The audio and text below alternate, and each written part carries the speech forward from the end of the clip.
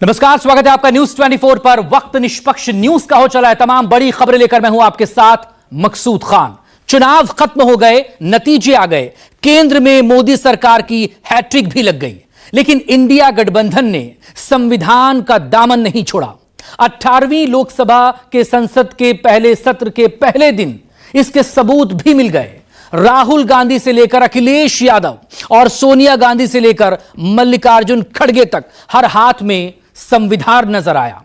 India गठबंधन के नेताओं ने सड़क से लेकर संसद तक संविधान का परचम लहराया। हालांकि पीएम मोदी ने विपक्ष को घेरने के लिए, कांग्रेस को कटघरे में खड़ा करने के लिए आपातकाल को काला अध्याय बताया, लेकिन कांग्रेस ने मौजूदा शासनकाल को ही अघोषित इमरजेंसी बता दिया।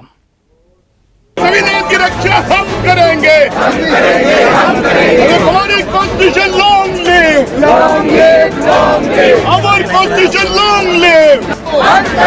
बंद करो, संविधान का तोड़ना बंद करो, संविधान की रक्षा हम करेंगे।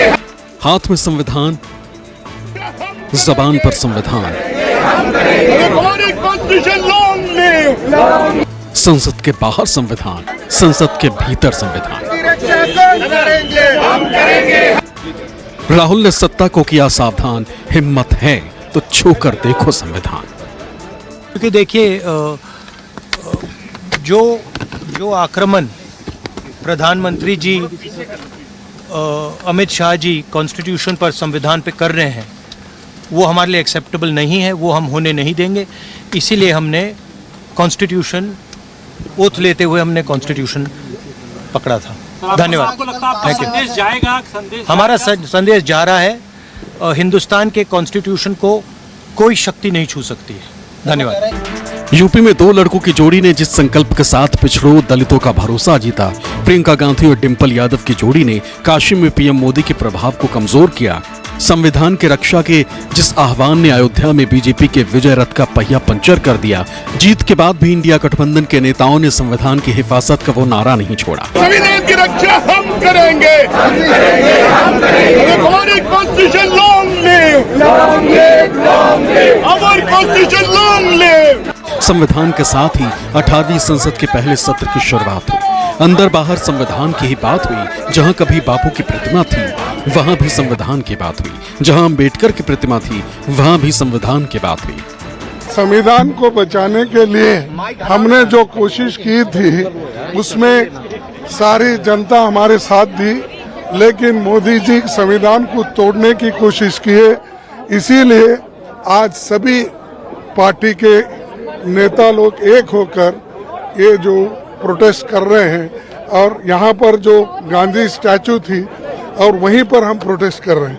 मेरे बाबा साहब अम्बेडकर की वहाँ थी और गांधी जी की यहाँ थी। यानी हर नॉर्म्स को, डेमोक्रेटिक नॉर्म्स को तोड़ रहे हैं। इसीलिए आज हम ये दिखाना चाहते हैं, भाई मोदी जी आप संविधान के तहत चलिए। अगर पॉलिटिक्स में प्रतीकों की अहमियत होती है तो 18वीं संसद के पहले सत्र में इंडिया गठबंधन की राजनीति पास हो गई, क्योंकि संसद के बाहर नेताओं के हाथ में जो संविधान था, वही संविधान सदन के अंदर भी सफे अव्वल रहा। जैसे ही प्रधानमंत्री मोदी संसद पद की शपथ लेने के लिए आगे बढ़े, राहुल गांधी ने संविधान की किताब उठा दी। पीएम मोदी को संविधान की याद दिला दी। राहुल के साथ बैठे इंडिया गठबंधन के दूसरे सांसदों ने भी संविधान की कॉपी दिखा दी। मैं नरेंद्र दामोदर दास मोदी, जो लोकसभा का सदस्य निर्वाचित हुआ हूं, ईश्वर की शपथ लेता हूं कि मैं विधि द्वारा स्थापित भारत के संविधान के प्रति सच्ची श्रद्धा और निष्ठा रखूंगा। पीएम मोदी की शपथ के बाद भी यह सिलसिला थमा नहीं। सत्ता के शीर्ष पर बैठे उनके सहयोगियों को भी संविधान की किताब का सामना करना पड़ा।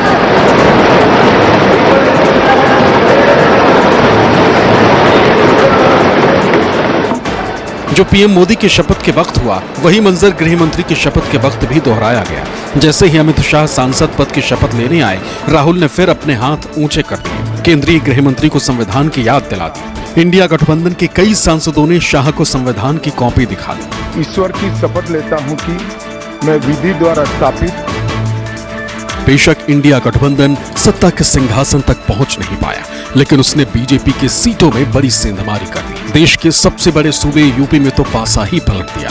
जिस अयोध्या के जिक्र के बूते बीजेपी पूरे देश में जीत का परचम लहराने का दम भर रही थी, उसी अयोध्या में बीजेपी की हार हो गई। अखिलेश यादव की पार्टी समाजवादी पार्टी के उम्मीदवार अवधेश प्रसाद ने बीजेपी के उम्मीदवार लल्लू सिंह को पटखनी दे दी और उसी दिन से दलित नेता अवधेश प्रसाद सुर्खियों के सेंटर बन गए। 18वीं संसद के पहले सत्र में भी अवधेश प्रसाद हर जगह कैमरे के फोकस में रहे। अखिलेश यादव ने संसद के बाहर और भीतर हर जगह उन्हें अपने साथ रखा। सोनिया गांधी भी अवधेश प्रसाद से गुफ्तगू करती नजर आई। समाजवादी पार्टी सांसद ने भी संविधान की किताब के साथ इकट्ठे नजर आए। यहाँ भी अवधेश प्रसाद अखिलेश यादव के बगल में नजर आए। मर्यादा पुरुषोत्तम राम प्रभु श्री राम की मर्यादाओं को अक्षुण्ण रखते हुए पूरे देश में उनकी मर्यादा को कायम करूंगा और वहां के देवतुल्य मतदाताओं की उम्मीदों पर खरे उतरूंगा। पीएम मोदी को भले ही यह अंदाजा ना रहा हो कि विपक्ष इस बार संसद से सड़क तक संविधान की किताब लहराएगा, लोकतंत्र और संविधान को भी केंद्रीय मुद्दा बनाएगा, लेकिन इतना तो पीएम मोदी को पता ही था कि विपक्ष इस बार बेहद मजबूत है और इसके पास बीजेपी के कमजोर होने के पक्के सबूत हैं। ऐसे में जिस पार्टी की अगुवाई में इंडिया गठबंधन हुकूमत को घेरने की कोशिश करे, क्यों न उसे पहले ही घेर लिया जाए। यही वजह है कि संसद में दाखिल होने से पहले ही पीएम मोदी ने कांग्रेस को 25 जून की याद दिला दी। आपातकाल के जिक्र से कांग्रेस की दुखती रख छू दी। पीएम मोदी ने 25 जून को काला अध्याय बताया। मल्लिकार्जुन खड़गे को भी गुस्सा आया। बोले, वो तो इतिहास की बात है, आपकी मौजूदा हुकूमत कैसी है, अभी तो अघोषित इमरजेंसी है। 25 जून न भूलने वाला दिवस है। कल 25 जून को भारत के लोकतंत्र में जो काला धब्बा लगा था, उसके 50 वर्ष हो रहे हैं। भारत की नई पीढ़ी इस बात को कभी नहीं भूलेगी कि भारत के संविधान को पूरी तरह नकार दिया गया था। संविधान को बचाने के लिए हमने जो कोशिश की थी, उसमें सारी जनता हमारे साथ दी, लेकिन मोदी जी संविधान को तोड़ने की कोशिश किए। इसीलिए आज सभी पार्टी के नेता लोग एक होकर ये जो प्रोटेस्ट कर रहे हैं और यहाँ पर जो गांधी स्टैचू थी और वहीं पर हम प्रोटेस्ट कर रहे हैं। मेरे बाबा साहब अम्बेडकर की वहाँ थी और गांधी जी की यहाँ थी, यानी हर नॉर्म्स को, डेमोक्रेटिक नॉर्म्स को तोड़ रहे हैं। इसीलिए आज हम ये दिखाना चाहते हैं, भाई मोदी जी आप संविधान के तहत चलिए। संविधान पर जारी इस सियासत में दूसरे शोरमाओं ने भी अपनी दलीलें दी। इंडिया गठबंधन के नेताओं ने दावा किया कि बीजेपी संविधान विरोधी है, लेकिन सत्ताधारी खेमे ने कहा ये दलील थोथी है। हर जुल्म जाति के खिलाफ आवाज उठेगी और सरकारों से जवाब मांगा जाएगा, चाहे वो स्टेट की सरकार हो चाहे केंद्र की सरकार हो। जो भी सरकार संविधान के विरुद्ध में जाके या आम जनता के विरुद्ध में कोई भी काम करेगी, उनसे जवाब मांगा जाएगा। और मैं स्पष्ट हूं कि हमें जिन लोगों ने भेजा है उन लोगों की आवाज उठाना हमारी जिम्मेदारी है, तो हम उसको पूर्ण रूप से निभाएंगे, चाहे वो नौजवान हो, चाहे किसान हो, महिलाएं हो या वंचित वर्ग का कोई भी तबका हो। तो जनता से जुड़े हुए विषय जरूर उठाने चाहिए, बट जो भ्रमित करने वाली बातें, जैसे चुनाव में भी जिस तरीके से विपक्ष ने संविधान आरक्षण को लेकर मुद्दा बनाने का प्रयास किया, ये गलत है पूरी तरीके से। देखिए, जब हम आते हैं पार्लियामेंट में, हम क्या लेके आते हैं? आम जनता की आवाज, कि वो आवाज यहाँ हम सुनाए, यही हमारी फर्ज बनती है, यही हमारी धर्म है। तो हम यहाँ आके हम सुनाते हैं कि भाई पब्लिक का आवाज ये है, ये उठा रहे हैं, ये पूछ रहे हैं, जवाब दीजिए, इतनी ही बात है। तो इसमें परेशानी की क्या बात है? ऑफ कोर्स हम करेंगे, हम प्रोटेस्ट करेंगे, नहीं तो आदत पड़ गई पार्लियामेंट में कि जो मुंह खोलेगा उसको उठा के बाहर फेंक दो। ये कभी तरीका नहीं थी। हम तो आएंगे संविधान की रक्षा के लिए, हम तो संविधान के रक्षक बनकर ही यहाँ आए, और उसके अलावा हमारा कोई काम तो नहीं। उन लोगों का कहना है वो ठोठी दलील है, जिसको हम लोग कहते हैं थेटरोलॉजी। कहाँ संविधान खत्म हो रहा है वो बतावें, कैसे हो रहा है? मेजोरिटी आई, मेजोरिटी की सरकार बन रही है, हर तरह से ठीक चल रहा है, तो संविधान कहाँ खतरे में नजर आता है उनको, उसको बताना चाहिए।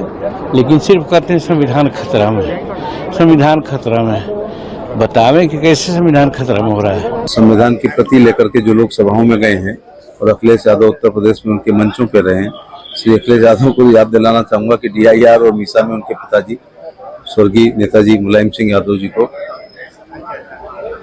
इंदिरा गांधी ने जेल भेजा था, तो जिनकी दादी ने जेल भेजा था उनके साथ वो गठबंधन कर रहा है। संविधान की लड़ाई हम लड़ रहे हैं, कुछ हद तक आगे बढ़े हैं। जब तक संविधान बचाने की बात हो नहीं जाएगी, लड़ाई जारी रहेगी।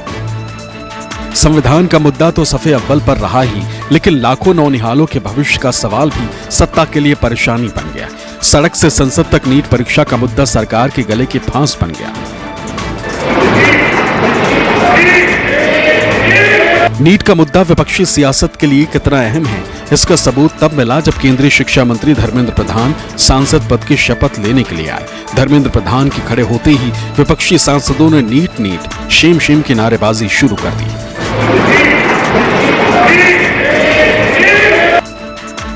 संसद के बाहर भी समाजवादी पार्टी और इंडिया गठबंधन के तमाम सांसदों ने नीट परीक्षा को लेकर जोरदार प्रदर्शन किया। सबने बारी बारी से सत्ता पर हमला किया, सरकार पर बच्चों के भविष्य के साथ खिलवाड़ का आरोप भी जड़ दिया। देखिए, पेपर लीक कोई नई चीज नहीं है। आप पुराना भी उठा करके देखेंगे इतिहास, भारतीय जनता पार्टी की सरकारों में पेपर लीक हुए हैं और उत्तर प्रदेश में ये सबसे बड़ा सवाल निकल करके आया था, जिसमें करोड़ों लोगों के साथ अन्याय हुआ। आप सोचिए, जहां आप इतनी टेक्नोलॉजी की बात कर रहे हो, डिजिटल इंडिया की बात कर रहे हो, दुनिया के सबसे तरक्की के रास्ते पे ले जाने की बात कर रहे हो, वहाँ पेपर लीक हो रहा हो। आप पेपर लीक जानबूझकर करा रहे हो, जिससे नौजवानों को नौकरी और उनका आरक्षण उनको न मिल जाए। संवैधानिक जो है मर्यादा में रह के हम लोग उसका विरोध करेंगे, और यहाँ भी करेंगे और सड़कों पर भी करेंगे। अगर कुछ भी गलत होगा, अगर कुछ अच्छा होगा उसकी समीक्षा होगी, और जो अच्छा होगा उसका कोई विरोध नहीं करता है, लेकिन अगर कुछ गलत होगा तो उसका विरोध होगा। अरे नीट को जो हुआ, इसको रिस्पॉन्सिबिलिटी अभी धर्मेंद्र प्रधान का लेना होगा। जब नेट का प्रोसेस शुरू हुआ उस time Dharmendra Pradhan education minister था, जब वो सरफेस में आया उस टाइम भी धर्मेंद्र प्रधान मिनिस्टर है, तो उसको जमींदारी लेके उनको रिजाइन करना चाहिए। ये बहुत बड़ा फ्रॉड है देश का, बहुत बड़ा फ्रॉड है, बहुत बड़ा घोटाला है। इसको ठीक से सुप्रीम कोर्ट का डायरेक्शन से इसका ठीक से जांच होगा तो बहुत सा बीजेपी वाला मिनिस्टर इसमें अरेस्ट हो जाएगा। सरकार की तरफ से तमाम बातों को मजबूती से और पूरी निष्पक्षता के साथ सदन के पटल पर रखा जाएगा। सरकार के पास छुपाने के लिए कुछ भी नहीं है। जो ये हुआ है, इसमें जो भी दोषी हों, भले वो पेपर लीक हो या जिस तरीके से ग्रेस मार्क्स को लेकर छात्रों में चिंताएं रही हैं, ऐसे में उन तमाम बातों को ध्यान दिया जाएगा। सरकार गंभीरता से इस विषय को मॉनिटर कर रही है। कई जांच एजेंसियों को भी जिम्मेदारी दी गई है। जुडिशरी डूइंग, हिंदुस्तान में जुडिशरी सर्वप्रधान होता है, और जब जुडिशरी कोई मामला को टेकअप कर लेती है तो फिर दूसरे को इंटरफेयर करने का, बोलने का कोई अधिकार नहीं है। सरकार कठोर कार्रवाई कर रही है, CBI को जांच हो गई है, कुछ गिरफ्तारियां हो गई हैं, कुछ गिरफ्तारियां और होंगी, और पूरी तरह पारदर्शिता रखी जा रही है। उसको कोई छुपाने का काम नहीं हो रहा है, और बच्चों के हितों का हमेशा ख्याल रखा जाएगा। हम लोग तो ये देख रहे हैं कि सारा अनुसंधान जा रहा है तेजस्वी यादव के घर पे, तो इंडिया अलायंस वाले ये भी तो बोले कि कम से कम सख्त से सख्त कार्रवाई हो, और जो इसमें पकड़े जाए संलिप्तता जिनकी भी हो, चाहे वो तेजस्वी यादव ही क्यों न हो या उनकी व्यवस्था क्यों ना हो, उन पर भी उतनी ही कठोर कार्रवाई हो। एक बार ये बोल दें चर्चा के लिए तो हम लोग तो तैयार है। कम से कम बिहार के सांसद तो एकदम पूरी तरह से तैयार है। नीट परीक्षा में हुई गड़बड़ी पर चुप्पी को लेकर राहुल गांधी और मल्लिकार्जुन खड़गे ने भी मोदी सरकार पर सीधा हमला बोला। सोशल मीडिया एक्स पर अपने पोस्ट में खड़गे ने लिखा, प्रधानमंत्री मोदी जी ने अपने कस्टमरी शब्द आज जरूरत से ज्यादा बोले। इसे कहते हैं रस्सी जल गई, बल नहीं गया। देश को आशा थी कि मोदी जी महत्वपूर्ण मुद्दों पर कुछ बोलेंगे। नीट व भर्ती परीक्षाओं में पेपर लीक के बारे में युवाओं के प्रति कुछ सहानुभूति दिखाएंगे, पर उन्होंने अपनी सरकार की धांधली और भ्रष्टाचार के बारे में कोई जिम्मेदारी नहीं ली। पश्चिम बंगाल की रेल दुर्घटना के बारे में मोदी जी मौन साधे रहे। 13 महीनों से हिंसा की आग में झुलस रहे मणिपुर पर मौन साधे रहे, कमर तोड़ महंगाई और बेरोजगारी पर कुछ नहीं बोले, रुपए की गिरावट, एग्जिट पोल, स्टॉक मार्केट घोटाला, जाति जनगणना पर एक शब्द नहीं बोले और अब 50 साल पुरानी इमरजेंसी की याद दिला रहे हैं। पिछले 10 साल के अनडिक्लेयर्ड इमरजेंसी को भूल गए, जिसका जनता ने अंत कर दिया। जनता को सब्सटेंस चाहिए, स्लोगन नहीं। हम संविधान और जनता की आवाज उठाते रहेंगे, हम संविधान की रक्षा करेंगे। लोकतंत्र जिंदाबाद।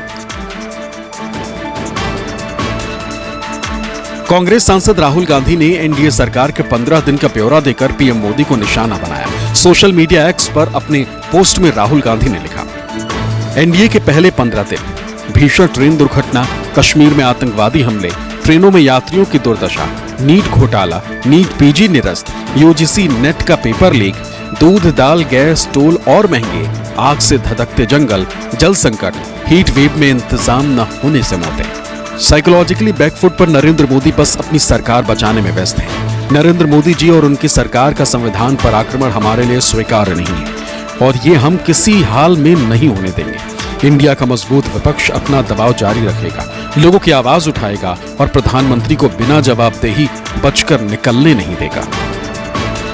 18वीं लोकसभा के पहले सत्र का पहला दिन सांसदों के शपथ ग्रहण में ही बीत गया। अगला दिन भी शपथ दिलाने में ही बीत जाएगा।